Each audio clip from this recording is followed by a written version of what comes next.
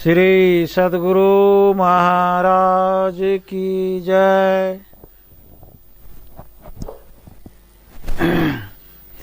काकभूषणी गरुड़ जी का संवाद। काकभूषणी जी गरुड़ जी से कहने लगे, निज अनुभव यब कहूँ खगेसा, बिनु हरि भजन न जाई कलेसा। हे पक्षीराज, मैं अपना अनुभव कहता हूँ कि बिना हरि भजन के कलेश दूर नहीं होता है। राम कृपा बिनु सुनहु खगराई, जानी नो जाई राम प्रभुताई। हे गरुड़ जी, सुनिए, राम की कृपा के बिना राम का बड़प्पन नहीं जाना जाता है। जाने बिनु न होई परतीति, बिनु परतीति होई नहीं प्रीति। जाने बिना राम का बड़प्पन जाने बिना राम का बड़प्पन, उसमें विश्वास नहीं होता, और विश्वास के बिना प्रेम नहीं होता है। प्रीति बिना नहीं भक्ति दृढ़ाई,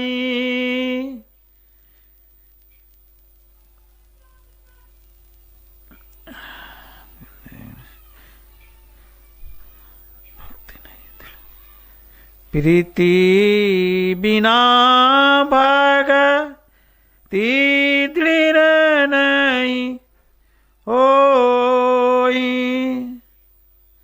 बिन खगेश जल के चिकनाई। हे गरुड़ जी, प्रीति के बिना भक्ति दृढ़ नहीं होती, जैसे जल की चिकनाई नहीं टिकती। बिनु गुरु होई की ज्ञान, ज्ञान की होई विराग, बिनु गावई वेद पुराण, सुख की लाई हरि भक्ति बिनु। क्या बिना गुरु के ज्ञान हो सकता है? क्या ज्ञान के बिना वैराग हो सकता है? वेद और पुराण कहते हैं कि क्या हरि भक्ति के बिना सुख मिलता है? अर्थात नहीं। को विश्राम की पाव तात सहज संतोष, बिनु चलही की जल बिनु नाव, कोटि जतन पची पची मरिए। हे तात, क्या कोई जीव बिना सहज संतोष के सुख पा सकता है? करोड़ों उपाय करके पच पच कर मरने पर भी क्या बिना जल के नाव चल सकती है? कदापि नहीं। बिनु संतोष नो काम न साई, काम अछत सुख सपने हुनाही। बिना संतोष के इच्छा का नाश नहीं होता है, और इच्छा के रहते हुए जीव को सपनों में भी सुख नहीं होता है। राम भजन बिनु मिटही की कामा, थल बीन तरु कबहू की जामा। क्या राम भजन के बिना इच्छा नष्ट होती है? क्या मिट्टी के बिना वृक्ष जमता अर्थात उगता है? यानी नहीं। बिनु विज्ञान की समता आवे, कोई अवकाश की नभ बिनु पावे। क्या बिना विज्ञान के समता आती है? क्या कोई आकाश के बिना स्थान पाता है? अर्थात नहीं। श्री सद्गुरु महाराज की जय।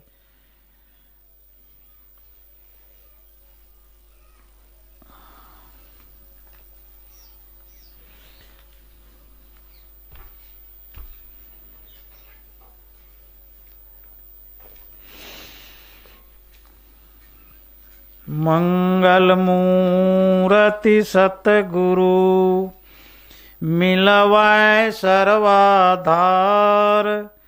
मंगलमय मंगल करन, विनवो बारंबार। धन धन सतगुरु सुखद, महिमा कही न जाय। जो कछु कहूँ तुम्हारी कृपा, मोते कछु न बसाय। बार बार विनती करो, हरस दीजिए श्री रंग। पद सरोज पायनी, भक्ति सदा सतसंग। मेरा मुझ में कछु नहीं, जो कछु है प्रभु तोर। तेरा तुझको सौंपता, क्या लागत है मोर। उपस्थित धर्मानुराग्नि माता एवं बहनों, परम सौभाग्य की बात है, हम लोग नव वर्ष के शुभ अवसर पर जत्र तत्र से एकत्र होकर ज्ञान चर्चा,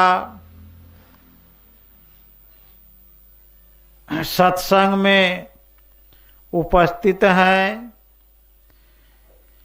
सत्संग जीवन का सार है।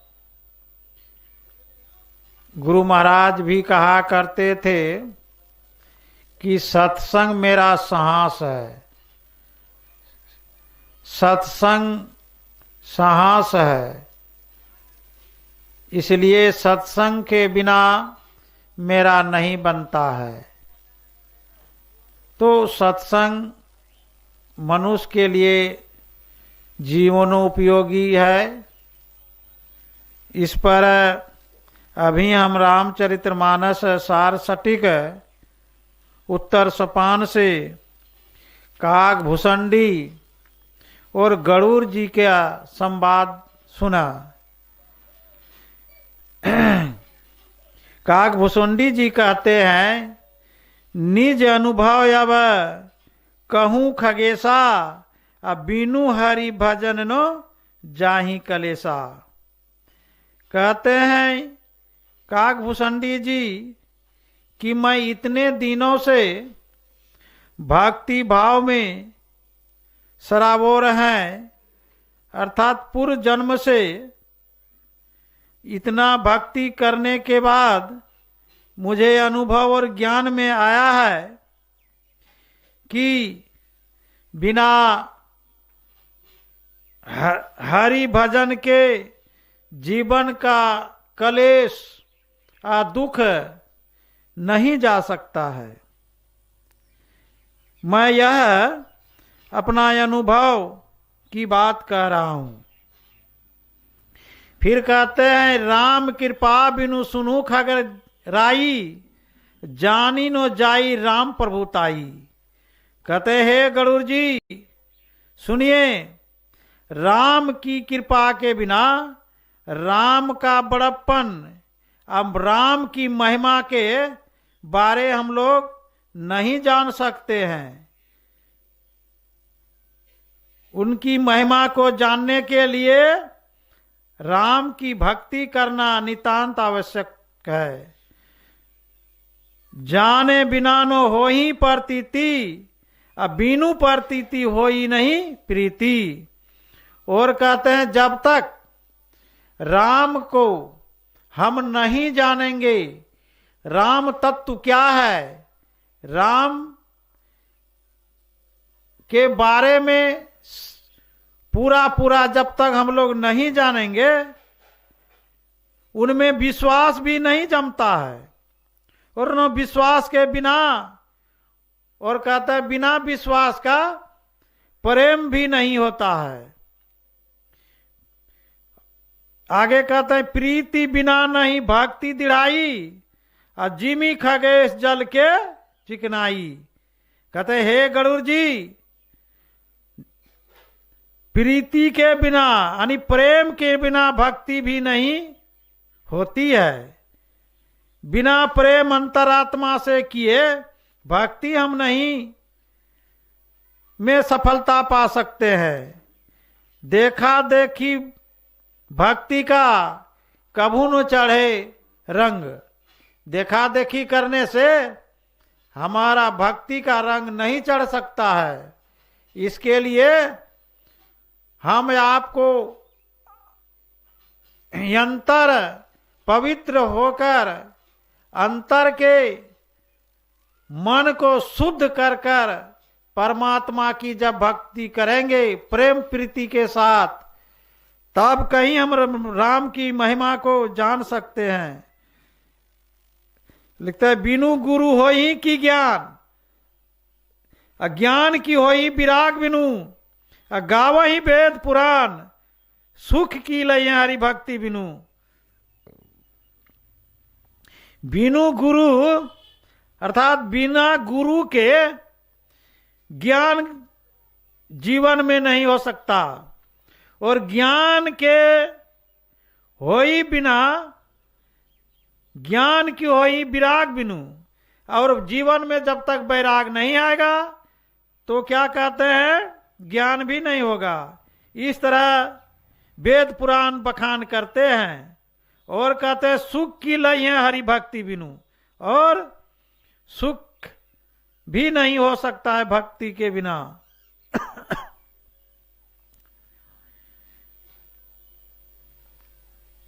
आगे कहते हैं भक्ति के संबंध में कहा गया है कि बिनु संतोष नो काम नसाई, अकाम अछत सुख सपने नाही।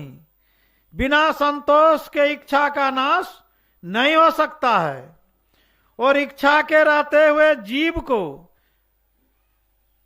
सपने में भी सुख नहीं होता है। इसलिए इच्छा की इति करना होगा हम लोगों को, तब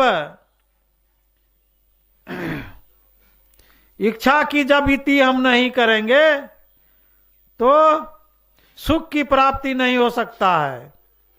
राम भजन बिनु मिटहि की कामा, अथल बिहीन तरु कबहू की जामा। राम भजन के बिना जीवन में काम का नाश नहीं होता है और होगा भी नहीं। जैसे कहते हैं थल बिहीन तरु कबहू की जामा, बिना मिट्टी का पौधा नहीं उग सकता है। पौधा जब भी उगाना है, उगता है तो मिट्टी की आवश्यकता पड़ता है। क्या राम भजन के बिना इच्छा नष्ट होती है? अर्थात कहते हैं नहीं। बिनु विज्ञान की समता आवे, कोई अवकाश की नभ बिनु पावे। बिना समता मतलब बिना बराबरी का विज्ञान नहीं आ सकता है। अर्थात परमात्म ज्ञान अगर चाहिए तो परमात्मा के स्वरूप को जानना होगा। परमात्मा क्या तत्व है, इसके संबंध में पूरा पूरा ज्ञान जब तक हम प्राप्त नहीं करेंगे तो समता यानी बराबरी परमात्म ज्ञान नहीं हो सकता है। और कहता है बिना आकाश का क्या अवकाश मिल सकता है, अर्थात नहीं, अवकाश के लिए आकाश की आवश्यकता है। तो इस तरह हम लोगों ने रामायण के उत्तरकांड से श्रवण किया और बिना गुरु कहते हैं कि हो ही ज्ञान। अब इसके संबंध में एक छोटी सी बातें आ रही है कि नारद भगवान बहुत उच्च कोटि के ज्ञानी और वक्ता भी थे, उपदेशक भी थे।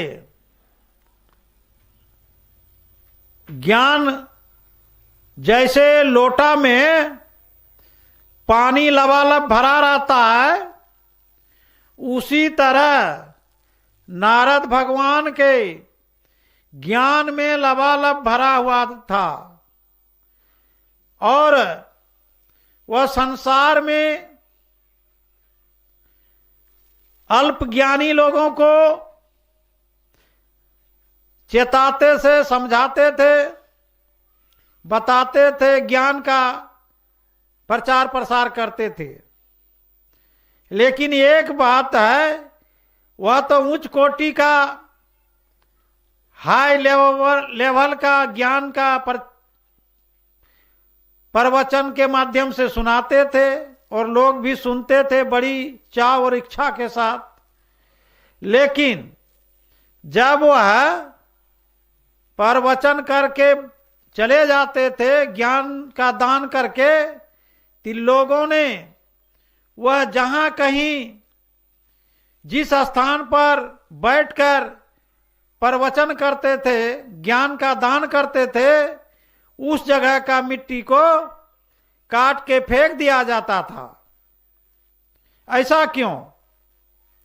इसलिए कि वह गुरु नहीं किए थे अपने जीवन में। तो कहते हैं कि जिनको जीवन में गुरु नहीं, उसका जीवन शुरू नहीं। जिसने अपने जीवन में गुरु नहीं किया है, उसका जीवन शुरू नहीं हुआ है। इसलिए जीवन में गुरु की नितांत आवश्यकता है, जो कि रामचरितमानस के उत्तरकांड से हम लोगों ने सुना है। तो मिट्टी काट कर फेंक दिया जाता था। उनको इस बात का पता चल गया कि हमारे जाने के बाद हम जिस स्थान पर बैठते हैं उस जगह का मिट्टी काट के फेंक दिया जाता है। तो नारद भगवान तो इस बात को पता और लगाने लगे। तो उसको पता चल गया कि गुरु नहीं किया है, इसलिए तो उसने कहा कि ज्ञान तो अच्छा है, सुंदर सुंदर ज्ञान, अच्छी अच्छी बातें आप जानते हैं, बात सब चीज सत्य है, लेकिन आप गुरु नहीं किए हैं, इसलिए आप अपवित्र हैं। इसलिए गुरु करना जरूरी है अपने जीवन के लिए। कहता है जिसने गुरु कर लेता है तो वह दूसरा जन्म हो जाता है उसका। एक जन्म तो मां के उदर से होता है ना। आज जिसने संसार में आकर गुरु कर लिया, यह जन्म जो है बहुत उच्च कोटि का जन्म होता है। यह जन्म जो है जीवन को सफल बनाने वाला होता है यह जन्म। और माख से ओद्र से जो जन्म लेता है वह जन्म से सिद्धि प्राप्त नहीं कर पाता है, और गुरु से दीक्षा दान लेकर द्विज कहलाता है। वह द्विज जो है जीवनोपयोगी जीवन का सफलता की ओर ले जाता है, मनुष्य शरीर की सफलता की ओर ले चलता है। इसलिए यह ज्ञान अति पवित्र है, और इस ज्ञान के बिना जीवन अधूरा रह जाता है। जैसे नारद भगवान का हम लोगों ने नारद भगवान के संबंध में सुन रहे हैं, तो इस तरह गुरु करना बहुत जरूरी है। इसने गुरु का खोज करने लगा, कहा गुरु कहाँ मिलेगा, तो उसको बतलाए कि कल जो है ब्रह्मा जी के पास गया, और ब्रह्मा जी ने कहा, वो तो स्वर्ग नरक जाते आते रहता था नारद भगवान। और वो नारद जो थे, नारद का अर्थ होता है जिसका शब्द जो कुछ बोलते थे उसको रद्द नहीं किया जाता है, काटा नहीं जाता है, वह ज्ञान ऐसा ज्ञान था, इसलिए उसका नाम नारद था। तो वो गए ब्रह्मा जी के पास, तो उसने कहा कि हमको गुरु, किसको हम जीवन में गुरु बनावे, जीवन गुरु के बिना मेरा जीवन अधूरा है। तो ब्रह्मा जी ने बताया, कल सोकर सुबह जब उठोगे सवेरे, जो तुम्हें पहला दर्शन होगा वही तुम्हारा गुरु होगा। तो वह जब दूसरे दिन प्रातः काल जब जगते हैं, उठते हैं, तो बाहर निकलते हैं तो देखते हैं एक जो है जाल लेकर मछली मारने के लिए जा रहा है। तो उसने जब देखा मछुआ को, तो उनके बात आद में आ गया दिमाग में, जी कल जो प्रातः काल पहले जो मिलेगा वह तुम्हारा गुरु होगा। तो उसने कहा, मने मन कहने लगा, अरे हम तो इस मछुआ कछुआ वाले को देख लिए, ये तो मछुआ कछुआ वाला मेरा गुरु होगा। बड़ा मन में खिन्न आया, तकलीफ होने लगा। उसने कहा, मन में जैसे बोला अहंकार की बात, तो भगवान इस बात को जान गए, और जाके नारद भगवान ब्रह्मा जी से कहते हैं कि देखिए ना, गुरु तो मिला, लेकिन हमको ऐसा गुरु मिला, मछुआ कछुआ मारने वाला गुरु मिला है। कहा तुम अहंकारी हो, ब्रह्मा जी का बात का भी तुम्हें अवहेलना किया, जाओ तुमको 84 के फेरा में अब जाना पड़ेगा। गुरु निंदा याधा गति, जो गुरु का निंदा करते हैं अपने जीवन काल में, उसको शुभ गति जीवन में नहीं मिलता है, न होता है। इसलिए तुम जाओ, अब 84 में तुम्हें भटकना पड़ेगा, ब्रह्मा जी ने बतलाया।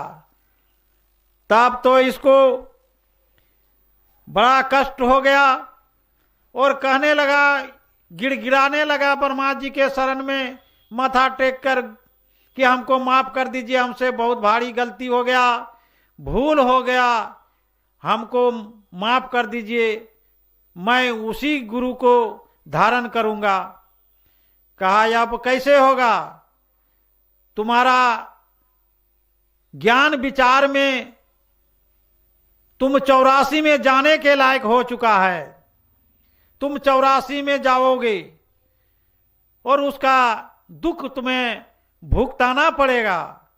इसलिए वह 84 में तुम जाने के लिए 84 में तैयार हो जाओ। और भी विशेष बिलक बिलक कर रोने लगा।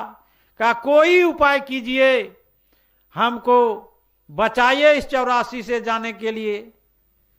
आप करे क्या? कहा तुमको तो भुगतना ही पड़ेगा, गुरु का तुमने निंदा कर दिया, अहंकार कर दिया। कहा नहीं, किसी भी तरह से हमको इससे बचा लीजिए। तब ब्रह्मा जी ने एक उपाय बतलाया कि देखो 84 में तो तुमको अब जाना ही पड़ेगा। क्यों? कि तुम्हारा लिख दिया कर्म के अनुसार 84 में जाना होगा। तो जाना तो है ही हर हालत में, लेकिन कहिए 84 में तो जाने के लिए बहुत समय बीतता है, कटता है 84 भुगतने के लिए। तो मैं एक युक्ति से तुम्हें मुक्ति बतला रहा हूं। का वह युक्ति यह है, उसने कागज पर 84 का चौखट बनाया, 84 घर का चौखट बनाया कागज में, कलम कॉपी से, और कहा इस कागज में इस पार से घोलटते हुए उस पार जाओ, और उस पार से पलटते घोलटते इस पार आओ। इस तरह तुम्हें करने से 84 तुम भोग लोगे, 84 भुगतना हो जाएगा, 84 भोगना तुम्हारा कट जाएगा। तो ब्रह्मा जी के जुक्ति से उन्होंने उस 84 के चौखट में बना दिए 84 का फेरा कागज पर, और उसमें कहा इस पार से उस पार घोलटते हुए जाओ, और उस पार से भी इस पार घोलटते हुए चले आओ, तुम्हारा 84 का फंदा कट जाएगा। ब्रह्मा जी का बात था, वो ऐसा किया तो 84 उसका कट गया। तो इस तरह कहने का आशय मेरा यही रहा कि गुरु की निंदा जीवन में नहीं करना चाहिए। कहा गुरु कैसे होते हैं? तो गुरु आपके जीवन का सारा भार उठाते हैं। जिनको अपने जीवन में जिसने गुरु बनाया, उसका जीवन का सारा भार गुरु में उठा लेते हैं। इसका कैसे निर्वाह होगा संसार में, कैसे इसका जीवन सच्चा और अच्छा रहेगा, चलेगा, वह सारा भार गुरु ने उठा लेता है। जैसे संकट आता है ना, गुरु उसको दौड़ के आके बचा लेता है। इसलिए अपना हाथ जीवन गुरु के हाथों में सौंपना चाहिए। जो उपकार संसार के कोई लोग, कोई भी संबंधी, कोई भी अपना निजी व्यक्ति नहीं कर सकता, वह उपकार गुरु करते हैं, जीवन का सारा भार उठा लेते हैं। ऐसे गुरु को कभी हमें अपने मन से भी अवहेलना नहीं करना चाहिए। तब ब्रह्मा जी के कहने के अनुसार वह गुरु धारण किए। तो आज नारद भगवान का नाम और उसका जस और इतना ज्ञानी प्रतापी हो गए कि नारद भगवान का नाम कोई काल में नहीं समाप्त हो सकता है। ये सब गुरु की महिमा है, गुरु की कृपा है। एक आर समाजी वह बड़ा या संतुष्ट रहता था और मन में उसको बड़ा संकोच बना रहता था। तो उसने कहता था कि हमने बहुत सत्संगियों को पूछा कि आप लोगों ने सदगुरु महाराज बोलते हैं, इसका कहने का आशय क्या है? तो मैंने बहुत लोगों से यह श्रद्धा रखा, लेकिन आज तक हमको कोई इस जिज्ञासा का पूरा नहीं किया कि सदगुरु महाराज का कहने का आशय और शाब्दिक अर्थ क्या होता है। तो वो तो संजोगवश हम उधरे जा रहे थे और वह व्यक्ति हमसे मिल गया। तो कहता है आप भी तो सदगुरु महाराज का शिष्य हैं? कि ले हाँ। कहना क्या है आपका, सो बोलिए। कहा चलिए एकांत या किसी एक जगह बैठकर शांति से वार्तालाप करेंगे। हम कहिए चलिए। तो वह व्यक्ति, हम और 2-4 व्यक्ति एक स्थान पर बैठ गए। तो उसने अपना जिज्ञासा का समाधान के लिए बोला कि मेरा जिज्ञासा यही है कि आप लोग जो बारंबार बोलते हैं सदगुरु महाराज की जय, सदगुरु महाराज की जय, इसका आशय क्या है कहने का, और वह सदगुरु महाराज कौन है? हम के लिए आप लोग जो है ना, मुंह बंद कीजिए और कान को खोलिए और ध्यान लगाकर सुनिए, मैं बोल रहा हूं। कहा ठीक है, आप बतलाइए। तो मैंने उससे बताने का आरंभ किया। कहा देखिए, सदगुरु महाराज उसको कहते हैं, आदि गुरु परमात्मा को सदगुरु महाराज कहा जाता है। आदि गुरु जो परमात्मा है उसको ही सदगुरु महाराज हम लोग बोलते हैं। वो तो बड़ा प्रसन्न हो गया सुनकर और कहा, मैं तो बहुत दिनों से इस प्रश्न का हल ढूंढ रहा था लेकिन नहीं मिल रहा था, लेकिन आपने आज मेरा जिज्ञासा को शांत कर दिए और सही में आपने जो सही जिसका अर्थ होता है, सच्चाई जो है वह आपने बतला दिया, उसको जिज्ञासा शांत हो गया। तो इस तरह एकाक ऐसा ही प्रश्न है कि सबके बस की बात, सबकी सोच से बाहर है। खग की भाषा खग जाने और न जाने कोई। जानते हैं, गरुड़ महाराज को जब भ्रम हो गया था कि जब भगवान राम है, लक्ष्मण है, तो नागफास में कैसे बना गया, नागफास में कैसे बना चला गया, इसको यह जिज्ञासा और मन में हुआ कि यह कैसे हो सकता है, जो भगवान राम है असाधारण बाण में बना चला जाता है, ये तो भगवान नहीं कहलाने के लायक है। इसको मन में संदेह हो गया।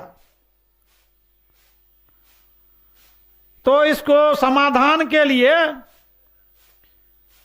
वह उपाय सोचने लगा, इसका प्रश्न का हल मुझे कौन करेंगे या कौन बतलाएंगे।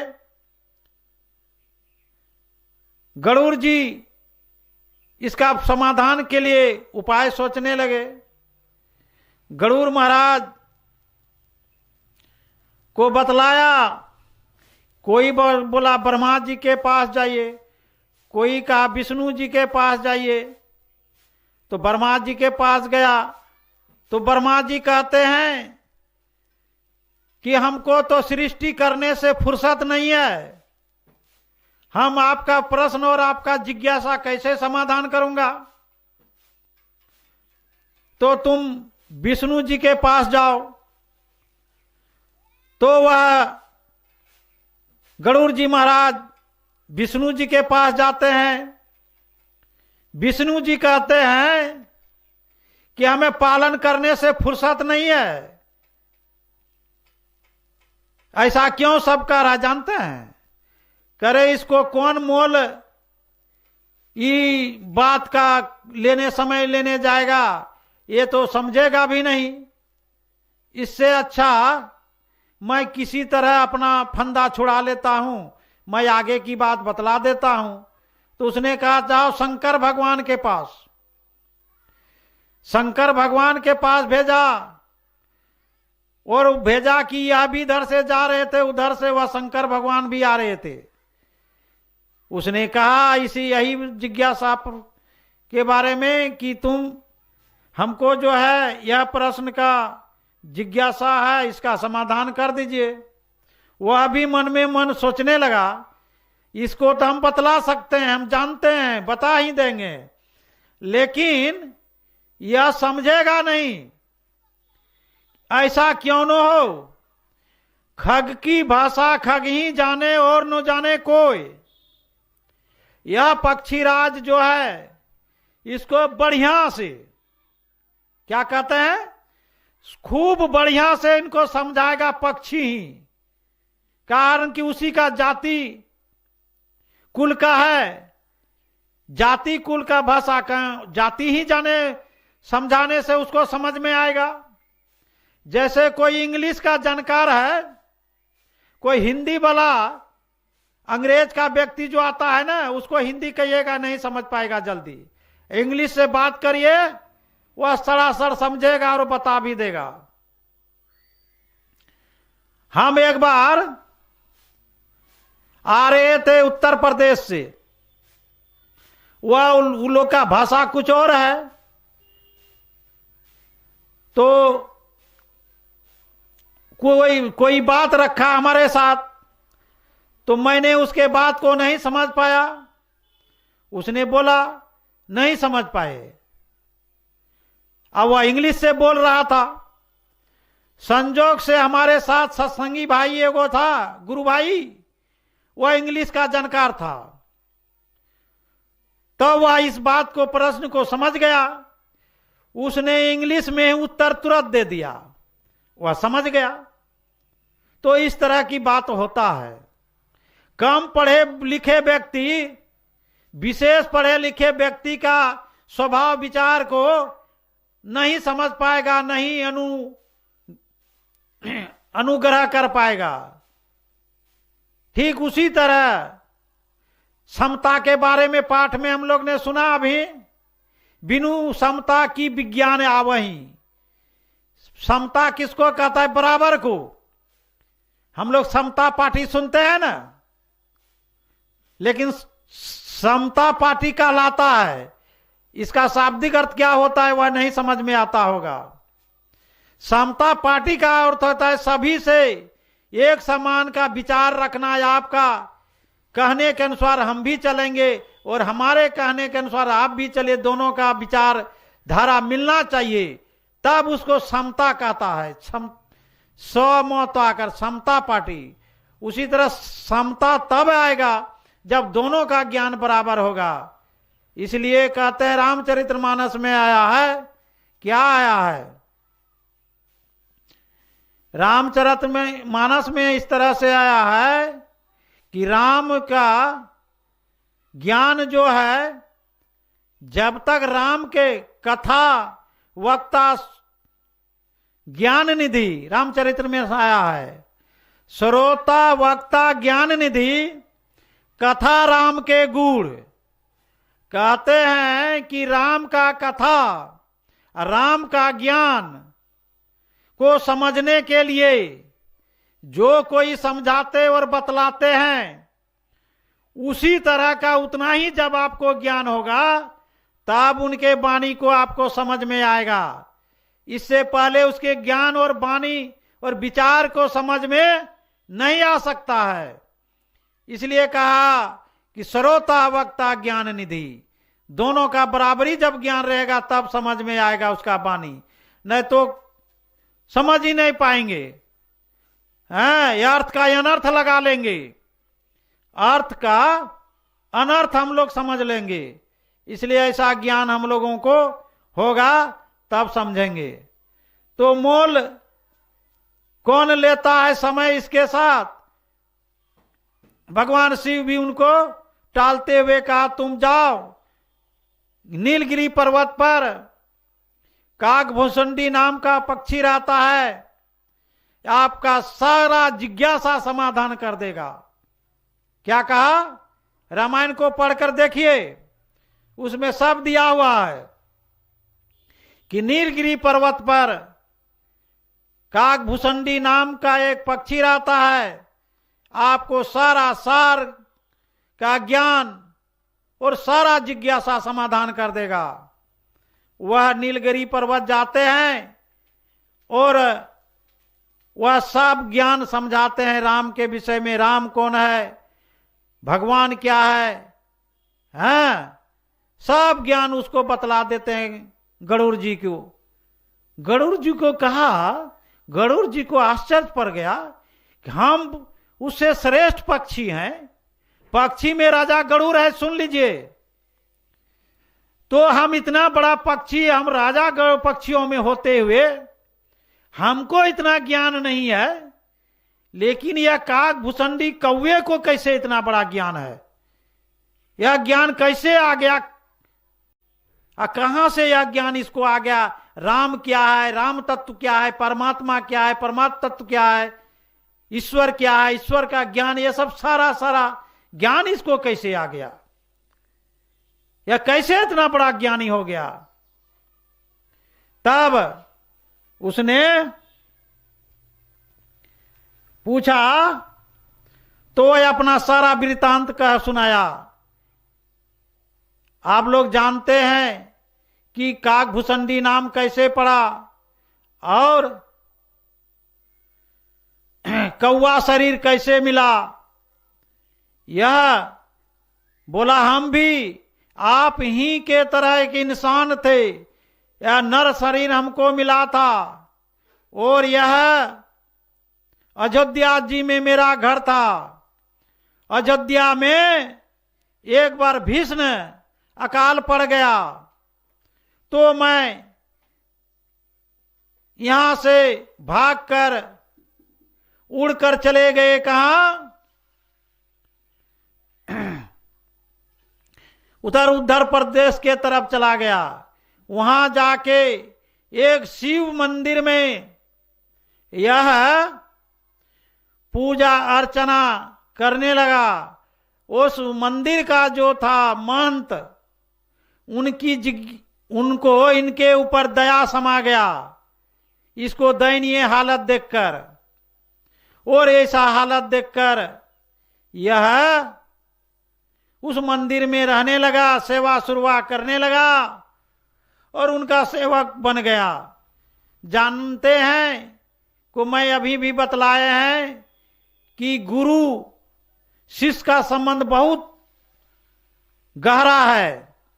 जब इसने शिष्यवत स्वीकार कर लिया तो वह गुरु का परम रूप पुनीत कर्तव्य होता है शिष्य का संभाल करना, शिष्य का दुख तकलीफ को देखना।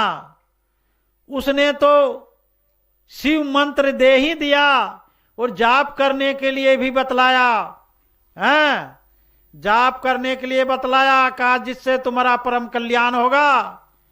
और निर्गुण सगुण दोनों का ज्ञान बतलाया, सगुण उपासना और निर्गुण उपासना भी बतलाया, दोनों का उपासना बतला दिया शिष्य को। कहा तुम इसको करते रहना, जीवन में किसी तरह का तुम्हें कमी और अभाव नहीं होगा।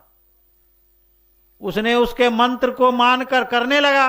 नित्य प्रतिदिन मंदिर में आके वह करते था पूजा जाप।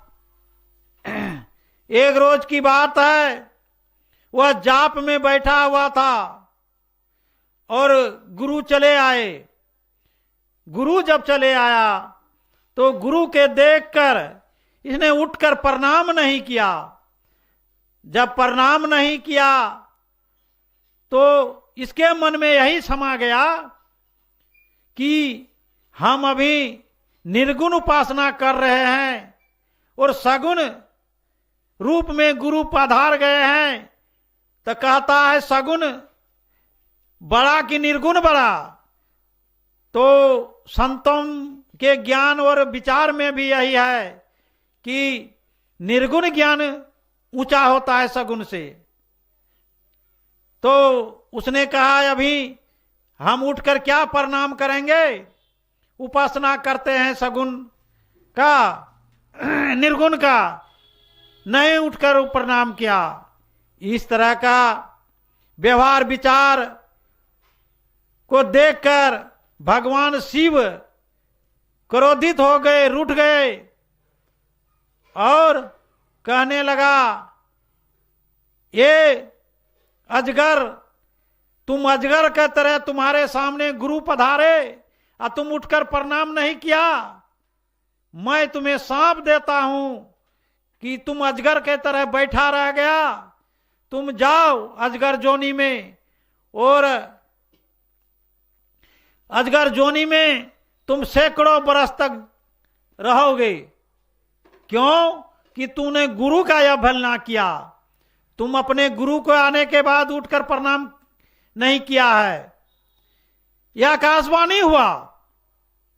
देखिए परमात्मा कहां नहीं है। यह आकाशवाणी हुआ और कहा तुम गुरु आने के बाद प्रणाम नहीं किया, तुम जाओ अजगर के तरह बैठा। अजगर का समय जानबे करते हैं कितना उम्र आयु होता है। अजगर के जोनी तुम्हें मिलेगा। इसको डर हो गया, दिल में डर समा गया और अब इसका उपाय सोचने लगा। वही आकाशवाणी को यह सुनाने लगा, अच्छा जब आपने आशीर्वाद दे दिया है तो मुझे इसका उपाय भी कुछ बतलाइए। वह गुरु कहते हैं जो हमारे मुख से निकल जाता है वृथा न होई देव ऋषि वाणी। ऐसा कहते हैं कि वृथा न होई देव ऋषि वाणी। संत और भगवंत की जो बात होता है वह व्यर्थ नहीं जाता है, इसलिए अब तुम्हें भुगतना ही पड़ेगा। जब यह बात आकाशवाणी से सुना तो तब तक गुरु भी पधार गए। उनका गुरु आ गए, कहा क्या बात हो गया अपना शिष्य को कि तुमको इतना बेचैन हालत और तकलीफ में देख रहे हैं, क्या तुम्हें संकट आ गया? तो वह संकट की बात बताया। गुरु बहुत खिन्न हो गए, तकलीफ मान लिए। मेरा शिष्य अब नरकगामी हो जाएगा। इसने कहा अच्छा रुको मैं इसका उपाय करता हूं।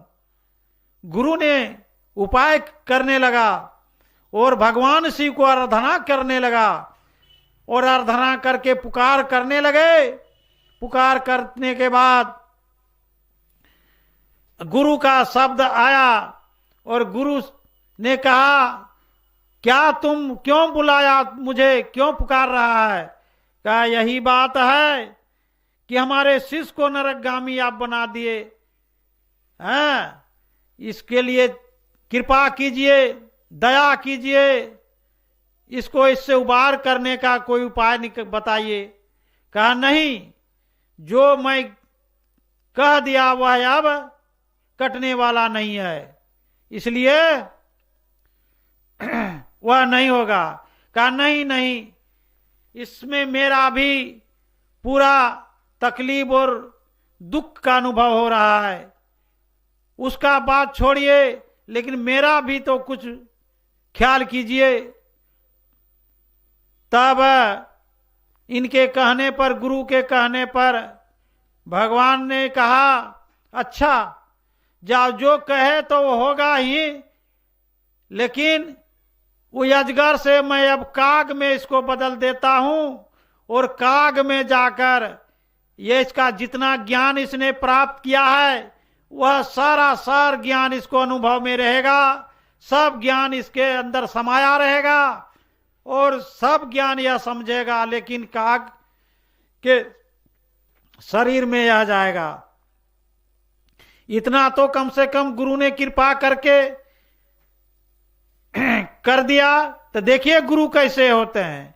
काट ही जही बढ़े, रामायण में आया है। केला जानते हैं? केला, केला को जितना काटा जाता है उतना उसमें क्या कहता है, पंपा निकलता है। देख लीजिएगा आप जाके। केला को जितना काटा जाता है उतना पंपा निकलता है।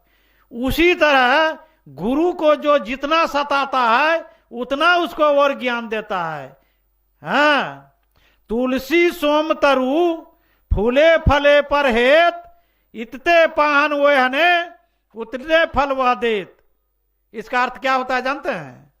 तुलसी स्वम तरु फूले फले पर हेत, इतते पाहन वहने उतते वह फल देत। मतलब तुलसीदास जी कहते हैं, रामायण में लिखते हैं तुलसीदास जी कि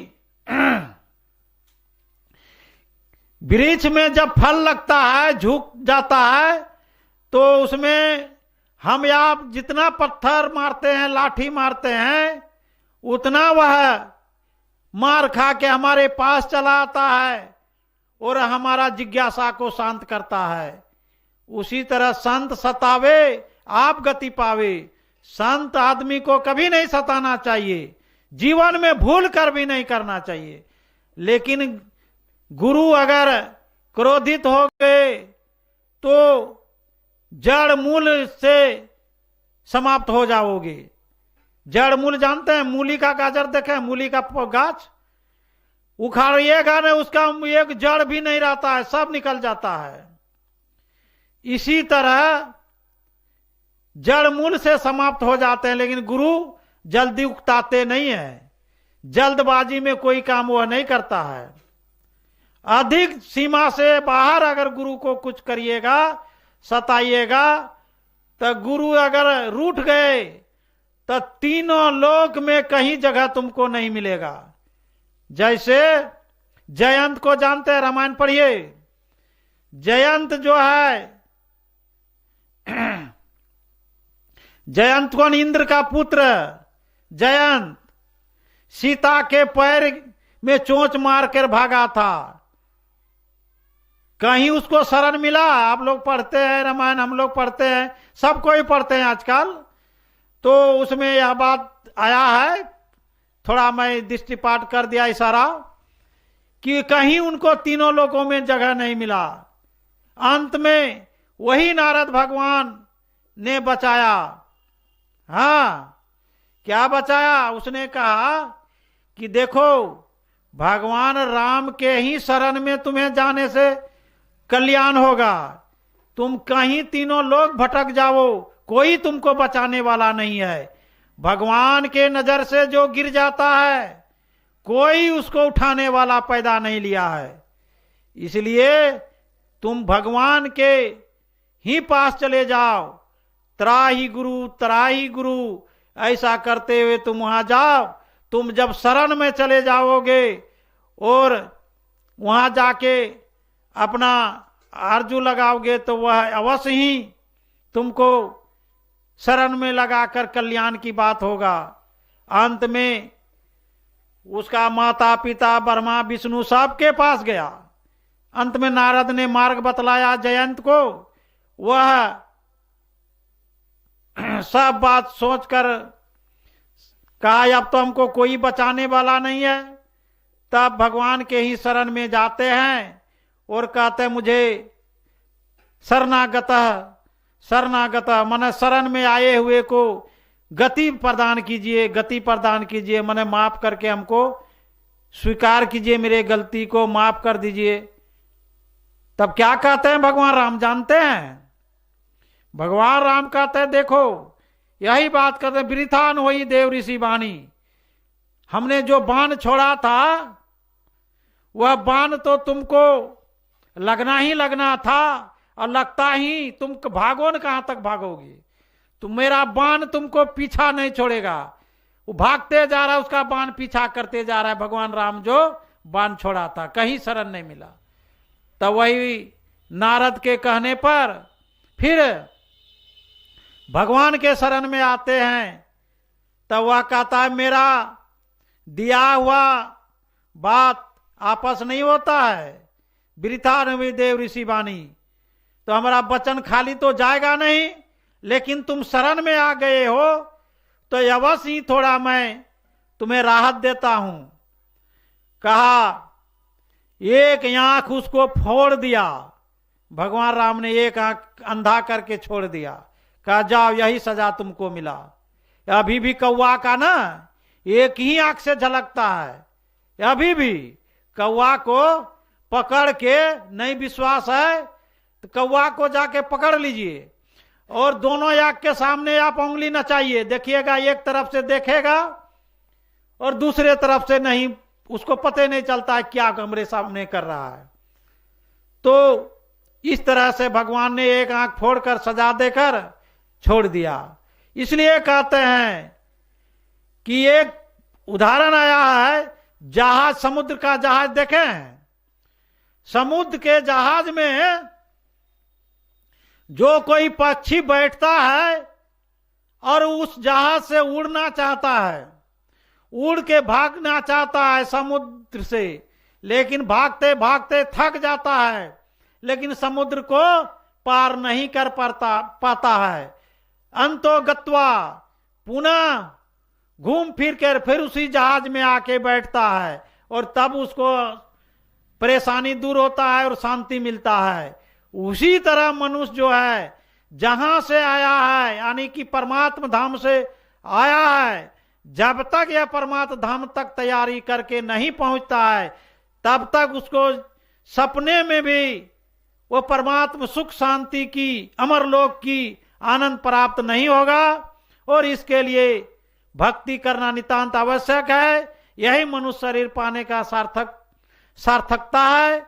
इसको करना चाहिए। और जो नहीं करेंगे तब आगमन के चक्र में पड़े रहोगे, आना जाना लगा रहेगा, दुख सुख का अनुभव करते रहोगे, इससे परेशानी में फंसते रहोगे। तो इसके लिए मनुष्य शरीर जब मिला है, रामायण में बड़े भाग मानुष तन पावा, सुर दुर्लभ सब ग्रंथ गावा। इस तरह से मनुष्य बड़े भाग से मनुष्य शरीर मिला है। यह मनुष्य शरीर सार्थकता तब होगा जब परमात्मा की भक्ति हम लोग करेंगे। तो हम लोग विशेष न कहते हुए, मैं इतना कहते हुए मैं अपने वाणी को विराम देता हूं। कहने सुनने का बहुत बातें हैं। मैंने और एक बात सोच के रखे थे कि जीवन का कोई ठिकाना नहीं है। इस पर थोड़ा दृष्टांत देना चाहता था, लेकिन अब समयानुसार यह मैं कभी सुना दूंगा कि जीवन का कोई ठिकाना नहीं है। इसलिए परमात्मा की भक्ति कर लें और अपना परम कल्याण कर लें। इसी में मेरा यही करना मेरा सार्थक होगा और जीवन का काम यही है। मनुष्य शरीर पाने का यही उपायदायता है, यही करना चाहिए। चेतनता को पकड़कर, चेतन को धार को पकड़कर परमात्मा धाम तक का जो मार्ग है उसको अपनाकर वहां का तक पहुंचने का काम करना, यही आप लोगों की सेवा में थोड़ा रखा गया। बोलिए श्री सद्गुरु महाराज की जय। खंजरी टालना।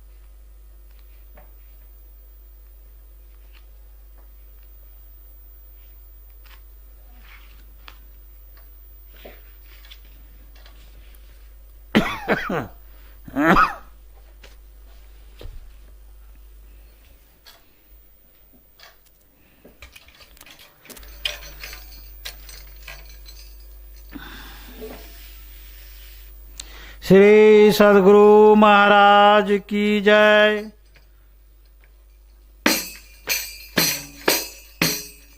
भज मन सतगुरु सतगुरु सतगुरु जी, भज मन सतगुरु सतगुरु सतगुरु जी, भज मन जीव चेतावन हंस उबारन, भव भय तारन सतगुरु जी, भज मन सतगुरु सतगुरु सतगुरु जी, भज मन भ्रम तम नाशन ज्ञान प्रकाशन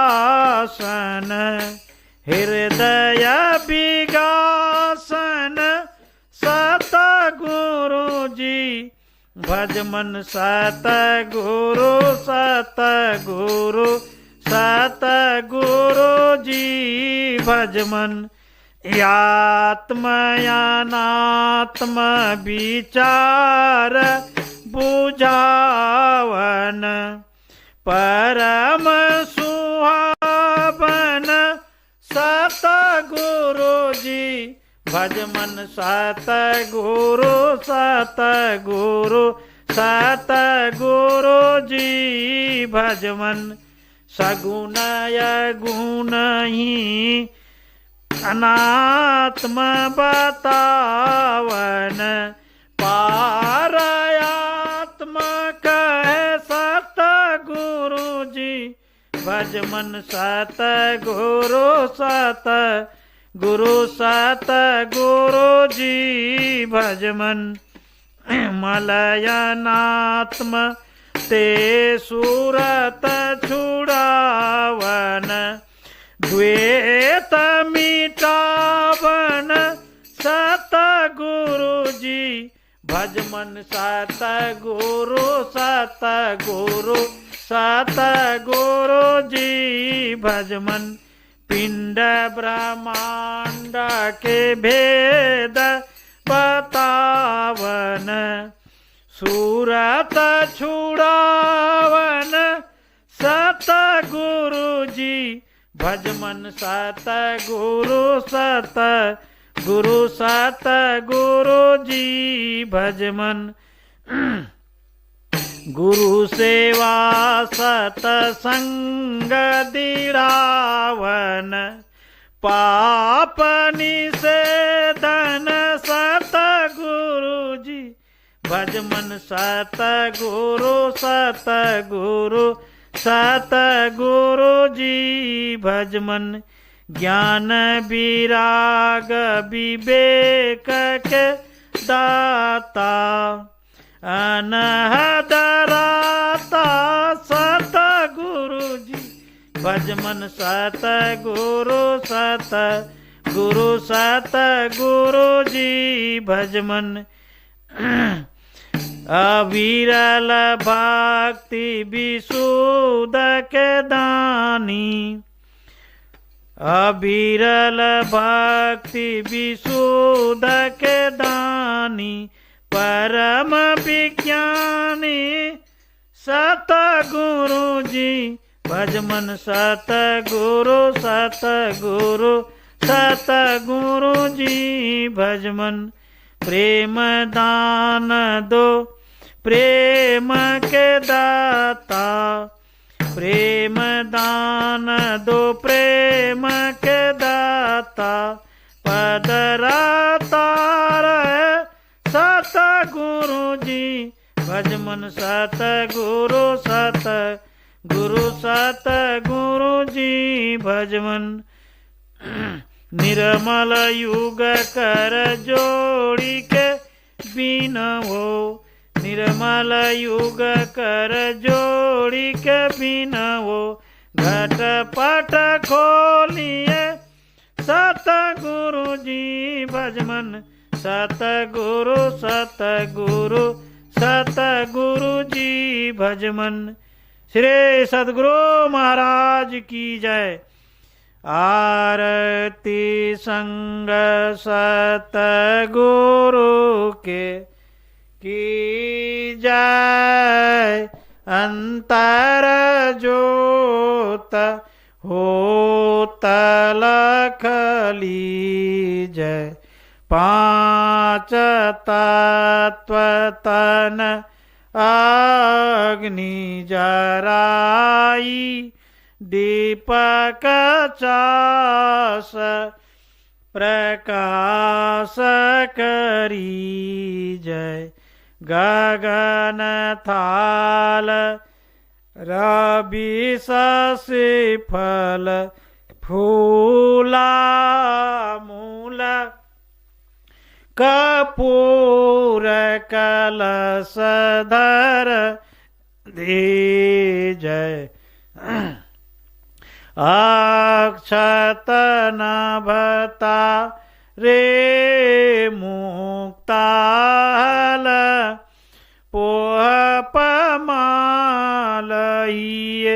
हार गोही जय। श्वेत पान मिष्ठान मिठाई चंदन धूप दीप सब चीजय। झलक झांझ मन मीन जीरा मधुर मधुर धुनि मृदंग सुनि जय। सर्व सुगंध उड़ी चलिया का सा मधुकर कमल दोनि दी जय। निर्मल जो जरत घट माही देखत दृष्टि दोष सब चीजय। आधार धार अमृत बहियावै सतमत द्वार अमर रस पीजय। पी पी होय सूरत मतवाली चढ़ी चढ़े ओम की अमीर सरी जय। कोट भान छवि तेज ऊजा ले अलख पर लखी लागल लगी जय। छिन छिन सूरत याधार पर राखे गुरु प्रसाद यगम रस पीजय। धमकत कड़क कड़क गुरु धामा उलटिया लल तुलसी तनती जय। आरती तन मंदिर में की जय। दृष्टि युगल कर सन्मुख दीजय। चमके बिंदु सूक्ष्मति उज्ज्वल ब्रह्म ज्योति अनुपम लखली जय। जगमग जगमग रूप ब्रह्मांड निरखी निरखी ज्योति तज दीजय। शब्द सुरतय व्यास सरलतर करी करी सारसवद गईली जय। ऐसी जुगति काया गढ़ त्यागी भव भ्रम भेद सकल मल छीजय। भव खंडन आरती निरमल करी में ही अमृत रस पीजय। आरती तन मंदिर में की जय। दृष्टि युगल कर सन्मुख दीजय। बोलिए प्रेम से श्री सद्गुरु महाराज की जय। सब संतन की जय, सत्संग महात्म की जय। गुरु ओम शांति शांति। श्री सदगुरु महाराज की जय। नव वर्ष 2026 का लिए मेरे ओर से शुभ कामना है। सभी कोई आनंद से रहें और ऐसा ही कर्म करें जिस कर्म को कर कर हमको पीछे सोचना ना पड़े। सभी को हार्दिक शुभकामना है। सभी भक्तों के लिए मेरे ओर से गुरु महाराज की ओर से शुभकामनाएं हैं। बोलिए श्री सदगुरु महाराज की जय।